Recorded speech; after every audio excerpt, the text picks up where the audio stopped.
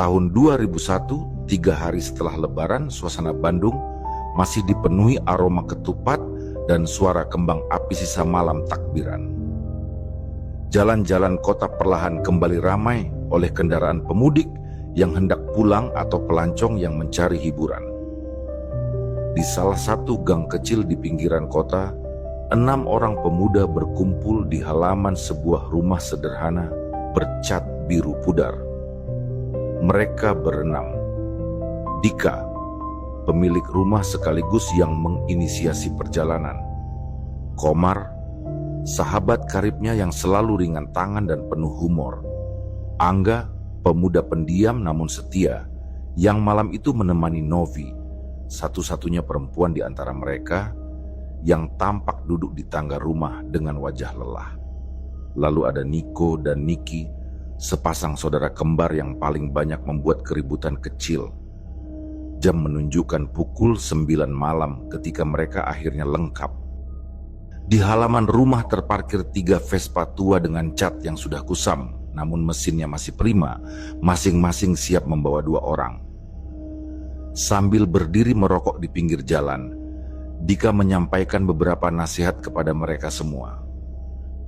Ia mengingatkan bahwa perjalanan malam hari bisa penuh kejadian tak terduga, sehingga mereka diminta menjaga ucapan, sopan santun, serta tidak bersikap sembarangan di tempat asing yang mereka singgahi.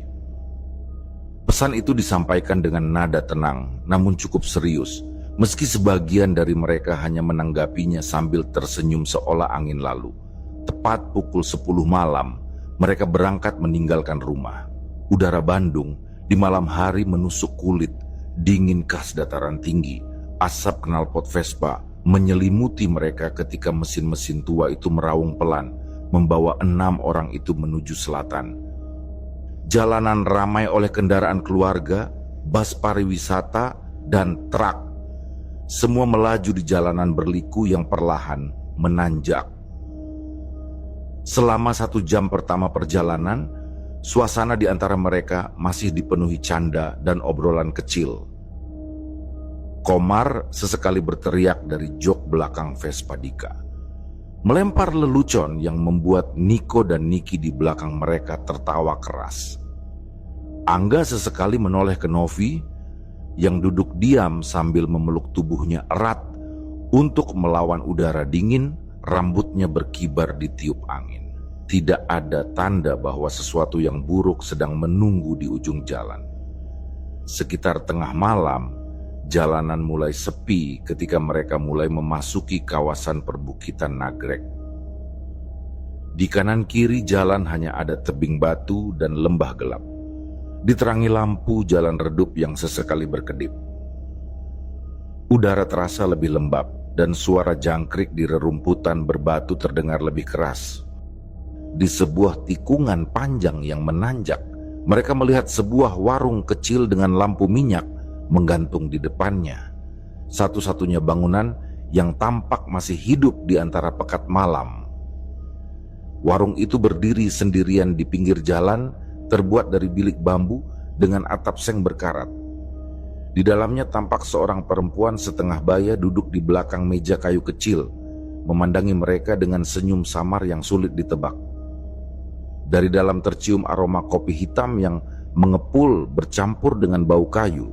Di sisi kiri warung terlihat lorong sempit yang menuju bangunan kecil lain di belakangnya, barangkali kamar tidur pemilik warung atau kamar mandi umum bagi pelanggan. Dika memutuskan untuk berhenti di sana setelah melihat beberapa wajah sudah mulai terlihat lelah. Mereka pun memarkirkan motor-motor di tepi jalan yang gelap, lalu duduk di bangku bambu panjang di depan warung. Sejenak mereka kembali bercanda sambil memesan kopi panas, mie instan, dan rokok untuk menemani istirahat. Namun suasana hati Dika perlahan terasa berat. Lorong sempit di samping warung tampak gelap dan lembab, dengan jemuran kain basah yang tergantung di kedua sisinya. Bergoyang pelan meski angin hampir tidak terasa. Di ujung lorong itu ada sebuah pintu triplek tipis yang tampak sudah lapuk dengan slot kayu kecil sebagai kunci. Disitulah kamar kecil berada. Novi yang sejak tadi duduk di dekat Angga tampak menggeliat gelisah. Ia kemudian membisikkan sesuatu pada pacarnya yang hanya mengangguk tanpa berkata apa-apa. Novi lalu bangkit perlahan, berjalan ke arah pemilik warung dan berbicara pelan.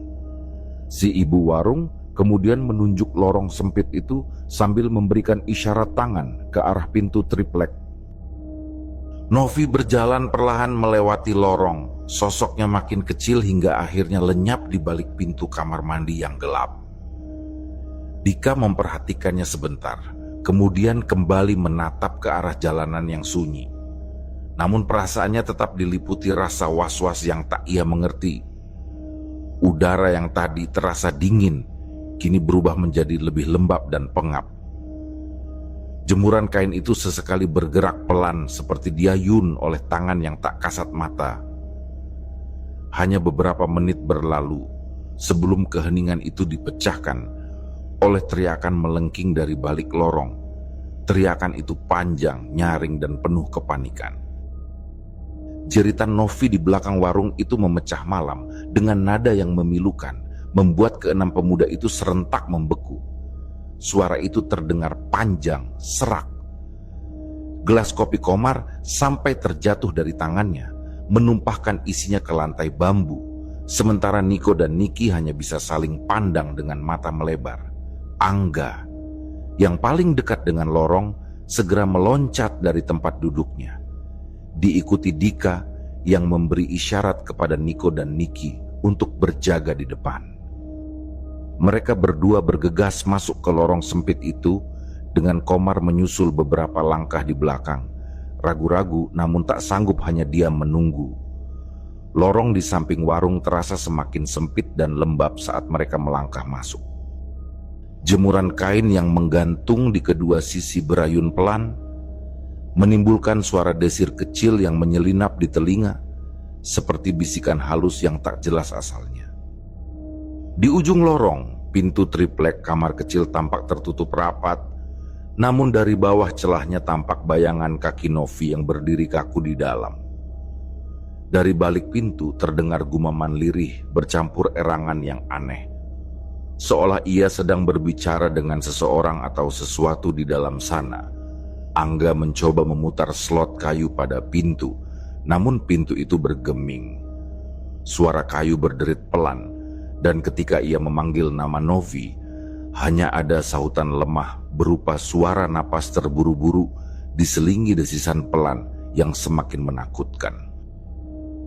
Wajah Angga pucat ketika menoleh pada Dika, seperti meminta petunjuk harus berbuat apa. Dika, yang sejak sebelum keberangkatan sudah memiliki firasat buruk, hanya mengangguk pelan sambil mendorong Angga untuk mendobrak pintu itu. Kayu tua yang sudah rapuh tak memberi banyak perlawanan. Sekali tendangan kuat membuat kunci kayu terlepas, dan pintu terbuka dengan suara berderak panjang. Pemandangan di dalam kamar kecil itu langsung membuat darah Dika berdesir. Novi berdiri memunggungi pintu, tubuhnya kaku, kepalanya sedikit mendongak ke atas. Cahaya lampu dari lorong hanya menerangi sebagian wajahnya yang tampak pucat dan kosong. Matanya terbuka namun tak fokus, seolah melihat sesuatu jauh di atas sana. Di wajahnya tak terlihat sedikit pun ekspresi, hanya ketegangan dingin yang membuat bulu kuduk mereka meremang. Angga memanggil Novi sambil mengguncang tubuhnya. Namun gadis itu hanya diam, bahkan kelopak matanya tak bergerak sedikit pun. Bibirnya bergerak perlahan, namun suara yang keluar hanyalah gumaman samar dalam bahasa Sunda kuno yang tak dimengerti siapapun. Saat Angga mencoba memeluk Novi untuk membawanya keluar, Dika tanpa sadar mendongak ke langit-langit kamar kecil. Atap kamar mandi itu memang terbuka, hanya berupa kerangka bambu tua yang langsung menghadap langit gelap. Di sana, tepat di balok bambu paling ujung, ia melihat sosok itu. Sosok perempuan tua kurus, mengenakan kain pudar yang kusam, dengan rambut panjang acak-acakan yang hanya menutupi sebagian kepalanya. Kulit wajahnya keriput, matanya kosong, namun yang paling mengerikan adalah tonjolan tanduk hitam kecil di sisi kiri kepalanya, menjuntai ke samping seperti akar pohon tua. Tubuhnya melayang pelan, kakinya kadang terangkat, kadang menjuntai lurus ke bawah. Dika menahan napas, merasakan darahnya turun ke kaki. Angin dingin yang tadi tak terasa kini berhembus pelan, membawa suara desir yang terdengar seperti cekikikan halus di telinga. Tanpa banyak bicara, ia segera menyuruh Angga untuk membawa Novi keluar dari kamar kecil itu. Pemuda itu mengangguk cepat, wajahnya semakin pucat ketika ia juga akhirnya mendongak dan melihat sosok di atas mereka.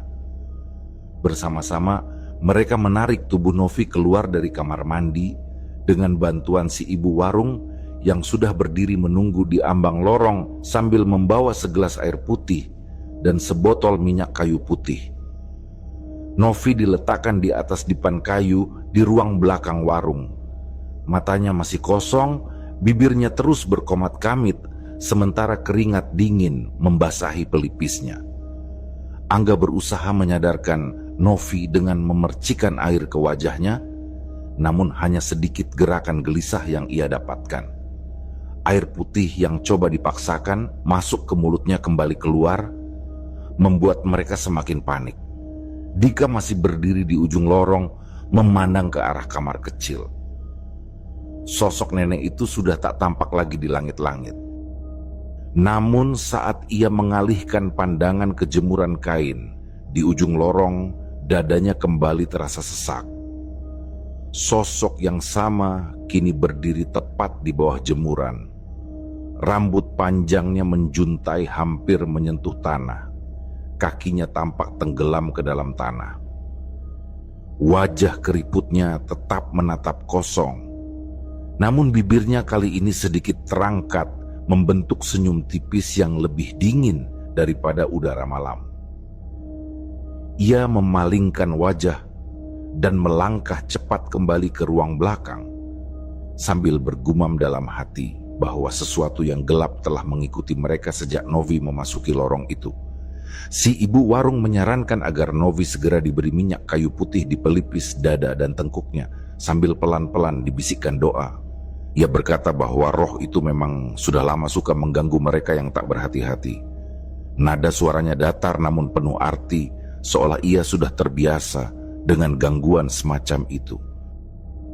Sementara Angga tetap mencoba menenangkan Novi, Dika berdiri di sudut ruangan dengan tubuh yang masih gemetar, matanya sesekali melirik ke lorong gelap di belakang. Di luar sana, jalanan Nagrek kembali sepi, hanya suara angin lembab dan desisan dedaunan yang mengisi malam. Semua tawa dan keriuhan mereka di awal perjalanan kini telah lenyap, tergantikan oleh kesunyian berat yang membuat malam terasa jauh lebih panjang. Setelah hampir setengah jam berada di warung bambu, Novi mulai menunjukkan tanda-tanda sadar.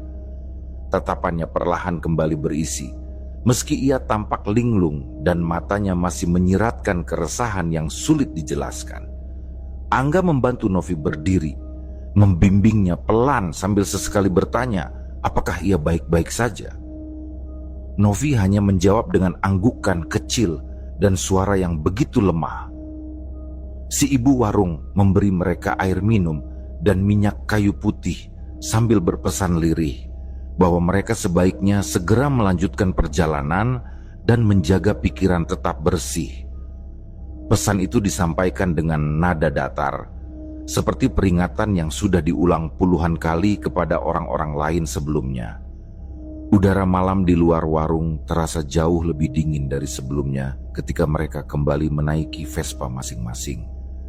Lampu motor-motor tua itu menembus gelap, membuat jalanan perbukitan Nagrek tampak seperti lorong panjang tanpa ujung. Dika yang berada di depan sesekali melirik ke kaca spionnya, memperhatikan Novi yang dibonceng Angga. Gadis itu terlihat lebih diam dari biasanya, tubuhnya kaku, dan kepalanya kadang tertunduk dengan gerakan bibir yang samar, seolah berbisik. Beberapa kilometer kemudian, saat memasuki kawasan perbatasan Tasikmalaya, mereka berhenti di depan deretan ruko tua yang sudah lama tutup. Ruko-ruko itu berdiri rapat, catnya terkelupas, dan dinding kayunya dipenuhi bercak hitam jamur. Sebagian jendela ditutup papan, sebagian lain terbuka, sedikit menampakkan kegelapan pekat di dalamnya. Di salah satu ruko dengan pintu yang setengah terbuka, Dika memutuskan berhenti untuk memberi waktu mesin Vespa mendingin. Mereka duduk di bangku semen yang dingin di depan ruko. Angga mempersilahkan Novi duduk sambil menyelimutinya dengan jaketnya sendiri. Novi menatap kosong ke depan, sesekali tersenyum kecil dengan mata kosong yang membuat Dika merinding. Di belakang, Komar, Niko, dan Niki sibuk merokok, mencoba mencairkan suasana dengan bercanda kecil, meski nada suara mereka terdengar kaku. Beberapa menit kemudian, tanpa peringatan, Novi berdiri begitu saja. Ia berjalan pelan, namun mantap ke arah ruko dengan pintu terbuka. Langkahnya seolah dipandu oleh sesuatu yang tak terlihat, dan dari mulutnya keluar gumaman lirih seperti lagu Sunda yang samar-samar. Angga mencoba menahannya, namun Novi menepis tangan pacarnya dengan gerakan yang tak biasa. Dalam sekejap, ia sudah masuk ke dalam ruko yang gelap. Dika dan Angga segera menyusul, diikuti Komar yang kini benar-benar panik. Ruko itu kosong, hanya ruangan luas dengan lantai semen retak dan bau lembab menusuk hidung. Cahaya bulan yang menembus sela papan dinding menciptakan pola bayangan seperti jaring laba-laba di lantai. Di tengah ruangan, Novi berdiri dengan tangan terentang. Tubuhnya mulai bergerak, perlahan seperti sedang menari. Langkah-langkahnya ringan, penuh irama, diiringi suara sinden yang tak jelas sumbernya, namun terdengar jelas memenuhi ruangan. Dika memperhatikan Novi dengan jantung berdegup kencang. Rambut Novi kini terurai, wajahnya tersenyum lebar, namun tatapannya kosong. Tarian itu semakin cepat. Irama sinden yang terdengar samar kini berubah menjadi keras, menggema seperti dari dalam dinding-dinding ruko. Wajah Novi sesekali mendongak ke langit-langit dengan mata terbelalak, seolah sedang melihat sesuatu yang orang lain tidak bisa lihat. Dika kemudian menyadari adanya sesuatu di atas sana. Ketika ia mendongak, ia melihat sosok putih berdiri di balok kayu di sudut langit-langit ruko. Sosok pocong itu diam saja. Kain kafannya tampak kusam, wajahnya pucat dengan tatapan kosong, menunduk ke arah mereka. Keberadaan pocong itu menambah dingin udara di dalam ruko, membuat kulit tangan Dika meremang. Sementara itu Novi kini menari semakin liar, suaranya menyatu dengan suara sinden yang menakutkan. Suara itu tak lagi seperti suara seorang gadis muda, melainkan seperti suara perempuan tua dengan nada serak, penuh dendam. Angga mencoba mendekat namun terpental ketika Novi mendadak berhenti menari dan memutar tubuhnya, menatap mereka dengan senyum lebar yang menakutkan. Dari bibirnya keluar suara serak, menyebut bahwa ini adalah rumah nenek dan mereka seharusnya tidak membawa Novi dari tempat ini. Angga mundur dengan napas terengah, sementara Dika memberanikan diri maju pelan. Ia memberi isyarat pada Komar untuk mendekat dan membantunya. Mereka bertiga lalu memegangi Novi yang meronta sambil tertawa keras. Suara tawa itu bergema, bercampur dengan suara sinden yang semakin keras, hingga telinga mereka terasa panas. Tiba-tiba pintu ruko di belakang menutup sendiri dengan suara keras. Ruangan kini hanya diterangi cahaya remang-remang bulan. Di langit-langit, pocong itu sudah tidak terlihat, namun hawa dingin tetap menyelimuti ruangan. Dalam kondisi panik, Dika mulai membaca doa pelan-pelan sambil menempelkan tangan di tengkuk Novi. Angga dan Komar ikut membaca doa dengan suara patah-patah. Tangan mereka gemetar saat menahan tubuh Novi yang semakin liar. Beberapa detik kemudian Novi berhenti tertawa. Tubuhnya jatuh lunglai ke lantai semen dengan wajah terkulai lemas. Suara sinden yang tadi menggema kini perlahan meredup, menyisakan hanya suara napas berat mereka bertiga yang masih membungkuk di samping Novi.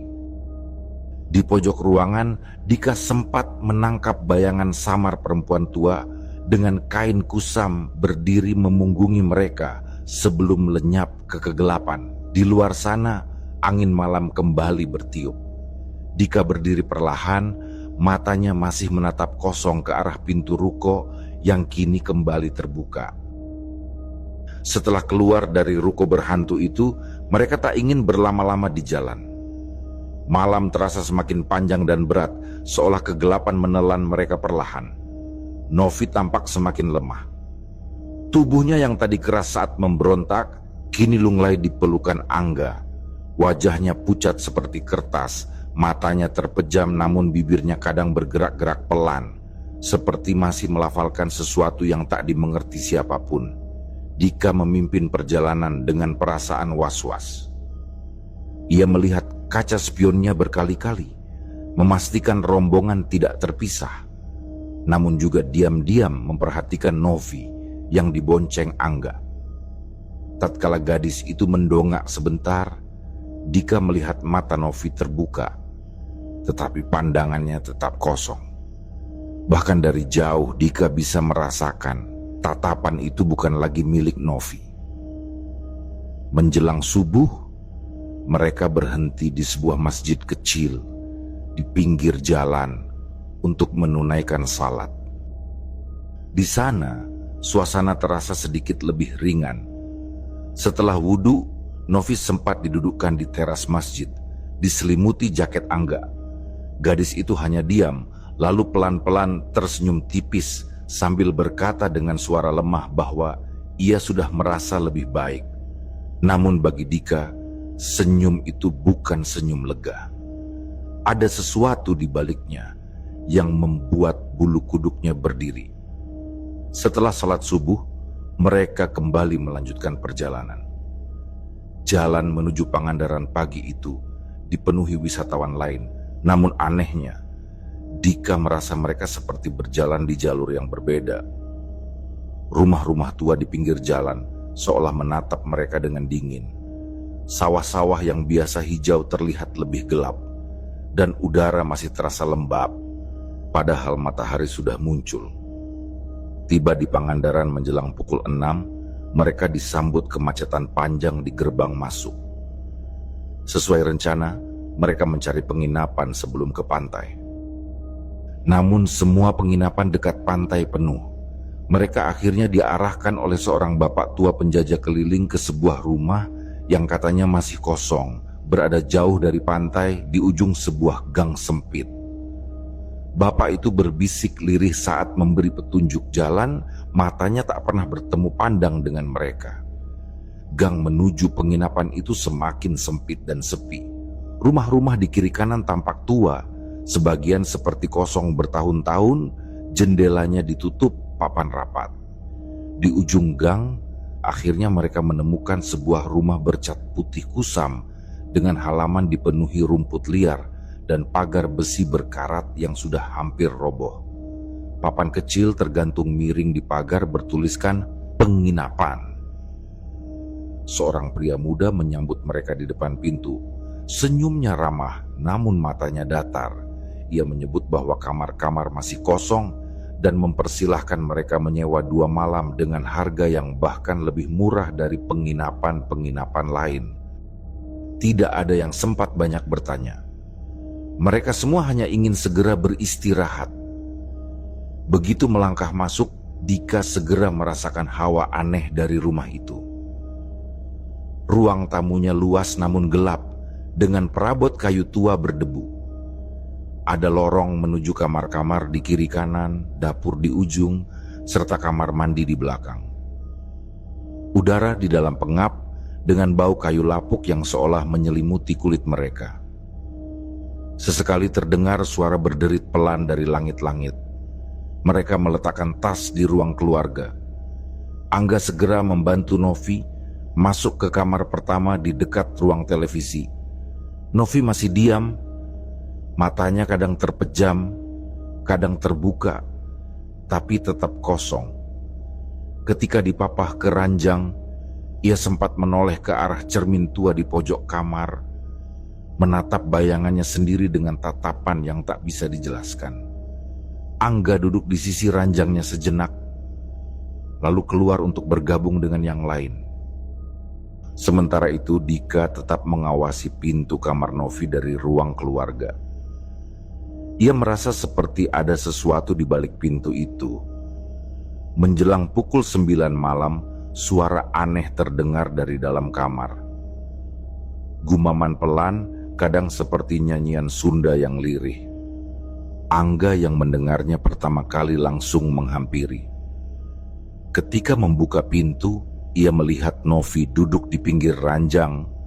Rambut panjangnya terurai berantakan. Matanya menatap cermin tua di pojok ruangan dengan senyum yang tidak ia kenali. Bibirnya berkomat kamit, nadanya pelan namun penuh tekanan. Angga memanggil Dika dengan suara panik. Dalam hitungan detik, mereka semua sudah berdiri di ambang pintu, menyaksikan Novi yang perlahan bangkit dari ranjang. Tubuhnya tegak namun kaku, lalu bergerak ke tengah kamar, mulai berputar pelan. Tangannya terentang, langkahnya ringan, seperti sedang menari. Gerakannya semakin halus, namun terasa tidak wajar. Dari arah cermin terdengar suara sinden yang makin jelas, nadanya panjang, sendu, namun menusuk. Dika melangkah masuk pelan, pandangannya terpaku pada cermin. Pantulan di dalamnya membuat napasnya tercekat. Di belakang Novi, bayangan seorang nenek dengan kain kumal berdiri. Kedua tangannya mencengkeram bahu gadis itu. Rambut nenek itu panjang menjuntai, matanya hitam tanpa bola mata, wajahnya keriput penuh kebencian. Perlahan, nenek itu mengangkat kepala dan menatap Dika melalui cermin, seolah berkata bahwa ini adalah wilayahnya.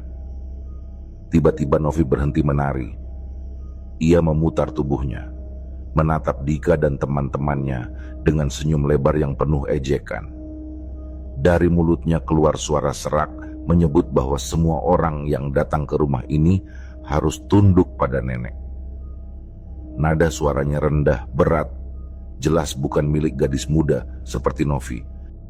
Tanpa menunggu lama, Dika memberi isyarat pada Komar, Niko, dan Niki untuk ikut masuk. Mereka berempat mencoba memegangi tubuh Novi yang kini bergerak liar, berputar-putar sambil tertawa nyaring. Suara sinden makin keras, udara kamar makin dingin, dan lantai bergetar halus seperti sedang ada sesuatu yang bergerak di bawah mereka. Cermin tua itu retak pelan ketika Novi merontak keras. Bibirnya masih mengucapkan kalimat-kalimat Sunda yang tak mereka mengerti. Dika dan Komar mulai membaca doa pelan-pelan, diikuti oleh Angga yang sudah hampir menangis sambil memeluk tubuh Novi yang dingin seperti es. Beberapa menit kemudian suara sinden perlahan melemah. Novi tiba-tiba lunglai, jatuh terkulai di pelukan Angga. Matanya terpejam, napasnya terengah. Di dalam cermin, bayangan nenek itu masih tampak samar, berdiri membelakangi mereka, lalu menghilang perlahan seolah ditelan bayangan gelap. Lorong rumah kembali sunyi. Hanya detak jam tua di ruang keluarga yang terdengar, menandai waktu yang terasa berjalan lambat. Semua orang di ruangan itu masih terdiam. Bahkan setelah Novi terkulai di ranjang, masih belum yakin apakah ini benar-benar sudah berakhir. Namun dalam hati kecilnya Dika tahu semua ini belum selesai. Bayangan nenek itu masih terasa. Malam di rumah penginapan terasa begitu panjang. Setelah Novi terkulai lemas, di ranjang usai kerasukan hebat. Suasana kamar hanya diisi suara napas beratnya yang tersengal-sengal. Angga tetap duduk di tepi ranjang, wajahnya yang letih menyiratkan keputusasaan. Ia hanya menatap wajah Novi dengan pandangan kosong sambil meremas-remas tangannya sendiri. Di luar kamar, Dika bersandar pada dinding lorong, menatap gelap lorong rumah yang terasa begitu dingin, seolah setiap sudutnya penuh dengan tatapan yang tak terlihat. Komar, Niko, dan Niki mencoba menenangkan diri di ruang tamu. Mereka hanya duduk diam dengan wajah muram, sesekali saling pandang tanpa sepatah kata. Detik jarum jam tua di ruang tengah berdetak pelan, namun terdengar begitu jelas, menghantam keheningan malam yang tegang. Sekitar pukul 11 malam, ketukan pelan terdengar di pintu depan. Ketukan itu begitu lembut, namun nada ketukannya teratur, seperti menyampaikan pesan tanpa suara. Komar sempat ragu untuk membuka pintu, namun Dika memberi isyarat agar ia memberanikan diri. Begitu daun pintu terbuka, berdirilah dua lelaki paruh baya. Salah satunya mengenakan baju koko putih sederhana dengan sarung yang dilipat rapi. Wajahnya teduh, namun sorot matanya dalam dan penuh wibawa. Di sampingnya, lelaki lain membawa tas kecil berisi botol air dan kitab. Keduanya melangkah masuk dengan tenang. Lelaki berbaju koko berbicara pelan kepada Dika bahwa mereka merasa dipanggil oleh sesuatu dalam perjalanan mereka melewati gang itu. Tatapan matanya menelusuri lorong rumah, seolah langsung memahami apa yang sedang bersemayam di dalamnya. Dika segera mempersilakan mereka ke kamar Novi. Begitu lelaki itu melihat kondisi Novi, ia menghela napas panjang. Katanya pelan bahwa gangguan ini bukan sekadar gangguan biasa. Ada sesuatu yang sudah lama menetap di tempat ini dan kini telah menemukan jalan masuk melalui salah satu dari mereka. Tanpa banyak bicara, lelaki itu duduk di sisi ranjang dan mulai memeriksa Novi. Tangan tuanya menyentuh ubun-ubun gadis itu dengan lembut, lalu mulai melantunkan doa-doa dengan nada rendah namun penuh kekuatan. Suara sinden samar kembali terdengar. Kali ini jelas berasal dari langit-langit kamar, seolah merespons doa lelaki itu. Suhu kamar terasa turun drastis, hawa dingin menusuk hingga ke tulang. Lampu redup di kamar tampak bergetar, menebarkan bayangan-bayangan panjang di dinding. Tubuh Novi yang tadinya lemas, kini kembali menegang. Gadis itu mulai merintih pelan, kemudian membuka matanya lebar-lebar. Namun tatapan itu bukan milik Novi. Tatapannya tajam, dingin, penuh kebencian.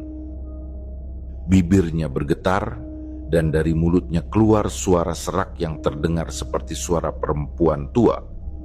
Sosok yang berbicara melalui tubuh Novi menyebut dirinya pemilik rumah ini dan mengatakan bahwa gadis itu kini sudah menjadi pilihannya. Angga menunduk menahan tangis. Komar, Niko, dan Niki yang berdiri di pintu kamar hanya bisa saling meremas tangan. Wajah mereka pucat pasi. Lelaki berbaju koko menggeleng pelan. Lalu dengan suara tegas namun tetap tenang ia berkata bahwa ini bukan lagi dunia si nenek. Ia menyebut bahwa manusia lebih mulia dari jin dan tidak ada hak bagi makhluk itu untuk mengambil manusia hanya karena dendam masa lalu. Doanya semakin keras dan udara di kamar terasa bergetar, seolah rumah itu sendiri menolak setiap kata yang ia lantunkan. Tiba-tiba Novi menjerit keras, tubuhnya melengkung. Kedua tangannya mencakar udara, dan matanya melotot dengan pandangan membunuh. Dari ujung lorong, Dika sempat melihat bayangan nenek berkain, berdiri tegak, rambut panjang menjuntai hingga lantai, wajahnya keriput namun matanya menyala merah. Tatapannya penuh amarah saat menatap lelaki berbaju koko. Namun lelaki itu bergeming, hanya menatap balik sambil melanjutkan doa dengan suara yang semakin kuat. Lorong seolah bergemuruh. Suara sinden berubah menjadi pekikan nyaring. Cermin di kamar retak pelan dan bau hangus memenuhi udara. Novi tiba-tiba memekik panjang lalu jatuh lemas. Suara sinden berhenti seketika. Bayangan nenek itu masih terlihat samar di lorong. Matanya menatap Dika sekali lagi sebelum akhirnya memudar dan lenyap. Suasana kamar perlahan kembali normal. Lelaki itu meminta segelas air putih, membacakan doa padanya, lalu menyuruh Angga meminumkannya kepada Novi. Gadis itu tersedak sebentar, lalu matanya terpejam rapat. Napasnya mulai teratur. Lelaki itu mengusap ubun-ubun Novi sekali lagi sebelum menarik napas panjang. Ia berkata bahwa makhluk itu sudah pergi untuk malam ini. Namun kemungkinan besar akan mencoba kembali bila mereka lengah. Setelah memastikan Novi benar-benar tertidur, mereka semua pindah ke ruang tamu. Lelaki itu bercerita pelan bahwa roh nenek itu dulunya manusia yang mati tragis di Nagreg puluhan tahun lalu, korban kekejaman tentara asing pada zaman perang. Ia diruda paksa, lalu dibakar hidup-hidup, namun rohnya tak pernah tenang dan menumpahkan dendam pada siapapun yang lemah atau kosong pikirannya. Rumah penginapan ini, katanya, berdiri di atas bekas tanah pekuburan darurat masa perang. Itulah sebabnya tempat ini penuh dengan energi yang ramai. Dika hanya bisa menunduk, menyadari firasatnya sejak awal ternyata benar. Lelaki itu menasihati mereka agar esok segera meninggalkan tempat itu dan pulang ke Bandung untuk pengobatan lebih lanjut. Ia juga mengingatkan bahwa perjalanan bukan sekadar raga, tetapi juga harus dijaga hati dan pikiran. Sebelum pamit, lelaki itu menepuk pundak Dika, berbisik agar tetap menjaga Novi baik-baik karena makhluk itu mungkin masih mengintai dari jauh, menunggu waktu untuk kembali. Setelah kedua lelaki itu pergi, Dika kembali ke kamar. Novi masih tertidur, namun wajahnya kini lebih tenang. Angga tetap duduk di sisinya, menggenggam tangannya dengan mata sembab. Komar, Niko, dan Niki diam membisu di ruang tamu, menyelubungi diri mereka dengan jaket sambil menatap kosong ke lantai. Malam itu akhirnya berakhir tanpa suara. Namun bagi Dika, semua ini belum selesai. Ia masih bisa merasakan tatapan dingin dari sudut-sudut rumah itu. Tatapan penuh dendam, menunggu celah untuk kembali. Dan dalam diamnya, Dika berdoa dalam hati, semoga mereka semua bisa kembali pulang dalam keadaan utuh. Fajar menyingsing di langit Pangandaran, namun sinar keemasan pagi itu tidak mampu menghapus kesan dingin yang masih menyelimuti rumah penginapan. Dika terbangun lebih dulu, tubuhnya terasa berat, matanya sembab, namun pikirannya jernih. Di ruang tamu, Komar, Niko, dan Niki masih tertidur dengan posisi meringkuk. Angga tertidur di kursi, kepala terkulai dengan jaket menutupi bahunya. Hanya suara napas Novi dari dalam kamar yang terdengar lirih, panjang, dan lambat. Dika bangkit pelan, beringsut keluar rumah. Udara pagi terasa lembab dengan bau asin laut samar-samar terbawa angin. Gang sempit yang kemarin terasa suram, pagi itu tetap saja tampak asing. Rumah-rumah tua di kiri kanan masih menutup rapat jendela-jendelanya. Hanya terdengar suara langkah orang-orang yang baru datang untuk berwisata. Tawa mereka menggema kontras dengan kesunyian batin Dika. Sekitar pukul 7, lelaki paruh baya yang semalam menolong mereka datang lagi. Dengan tenang ia mengetuk pintu, lalu masuk setelah dipersilakan. Ia hanya memeriksa Novi sebentar, kemudian menatap Dika dengan pandangan berat. Lelaki itu berkata bahwa makhluk yang merasuki Novi mungkin sudah terlepas untuk sementara, namun dendam yang tertinggal bisa saja masih menempel, menunggu kesempatan untuk kembali. Lelaki itu menyarankan agar mereka pulang ke Bandung sesegera mungkin dan membawa Novi untuk mendapat ruqyah lanjutan. Tanpa banyak bicara lagi, mereka semua sepakat untuk berkemas. Angga membantu Novi yang kini sudah bisa duduk meski tubuhnya masih terasa lemah. Gadis itu hanya mengangguk kecil saat diberitahu bahwa mereka akan segera pulang. Seketika dibimbing keluar kamar, langkahnya lunglai, pandangannya kosong, dan ia hanya menatap lantai. Dika dan Komar mengemasi barang-barang dengan cepat, dan Niko serta Niki memastikan semua motor siap di halaman. Sebelum mereka pergi, lelaki itu menepuk pundak Dika sambil berpesan lirih. Jangan pernah meremehkan tempat yang kalian datangi. Jaga hati kalian tetap kuat. Dan jangan pernah biarkan dia sendirian.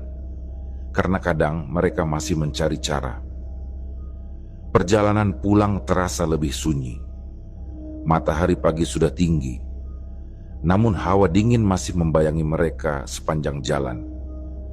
Vespa-Vespa tua mereka melaju pelan menyusuri jalanan lengang, membelah perbukitan, melewati sawah-sawah yang hijau pucat.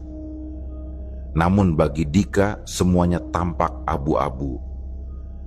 Angin yang bertiup di telinganya membawa bisikan-bisikan samar, kadang terdengar seperti suara sinden yang lirih, kadang seperti tawa nenek-nenek yang pernah ia lihat.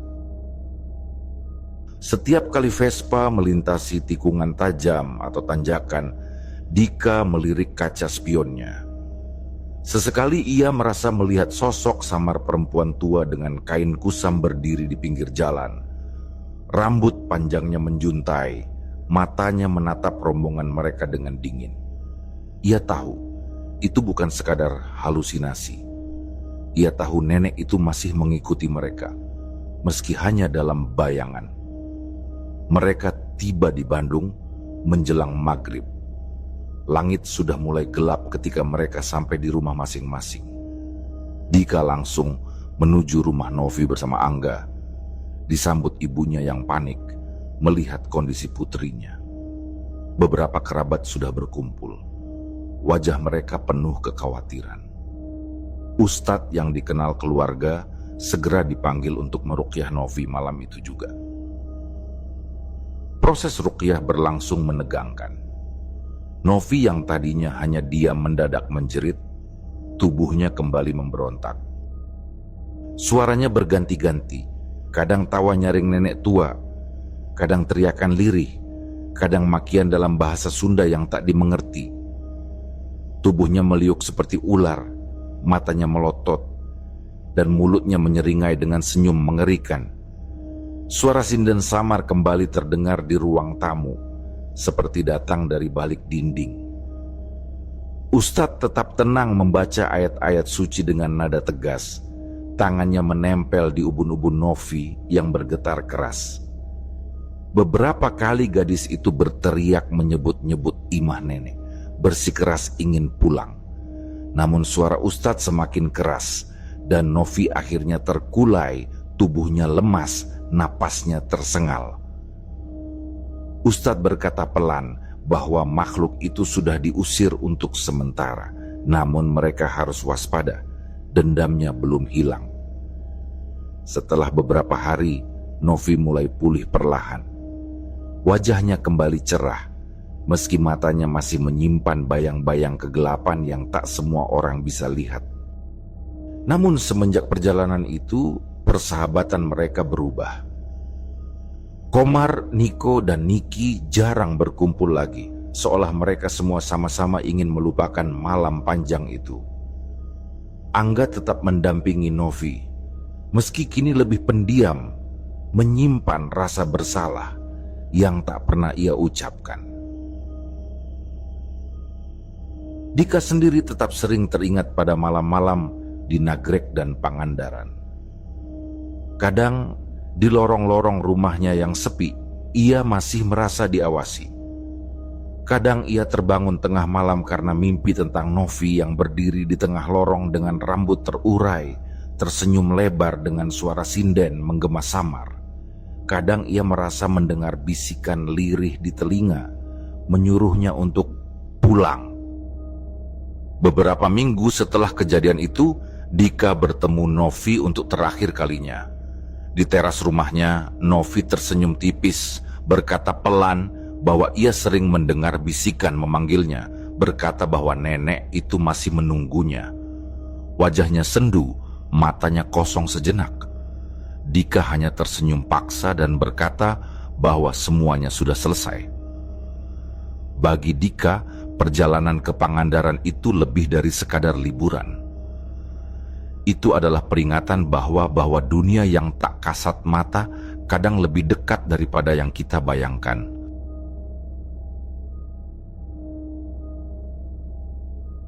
Demikianlah kisah yang kami bawakan ini. Semoga kisah ini dapat menghibur teman-teman semua dan diharapkan cerita ini bisa bermanfaat. Baiklah, terima kasih untuk teman-teman yang telah mendengarkan cerita ini dan juga yang telah mendukung channel ini. Semoga kebaikan yang dilakukan teman-teman dibalas oleh Allah Subhanahu wa Ta'ala dengan hal-hal yang lebih baik dan lebih bermanfaat dalam kehidupan. Saya mohon maaf apabila ada kesalahan dalam perkataan ataupun pengucapan dalam menceritakan kisah ini. Sampai jumpa lagi di kisah kami berikutnya. Semoga sehat dan sukses selalu untuk kita semua.